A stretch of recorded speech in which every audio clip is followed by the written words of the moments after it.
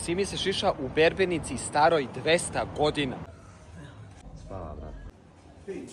Ovdje je s nulu, da ne teramo nulu na gore. Sa nula i onda prijelac. Da. A daj čovjek, da mu stavimo stoli. Lol, maške. A? Koliko šiša? Tamo. 500. 1000. 300? Za vas, pošto ste gosti. Da. Ide to dobro, brat. Dobar prenos. Pešački. Otidu piroćanci porodično u kafanu. Da? Naruče 5 kebapa i jedan somun hleb. Jeli i ostane jedan kebap. Dođe konobar, ovaj kebap će da pojede ovaj mali da mu poraste patka. A žena njegova udari dete preko ruku, kaže ne diraj, to će tata da pojede. To je za vas.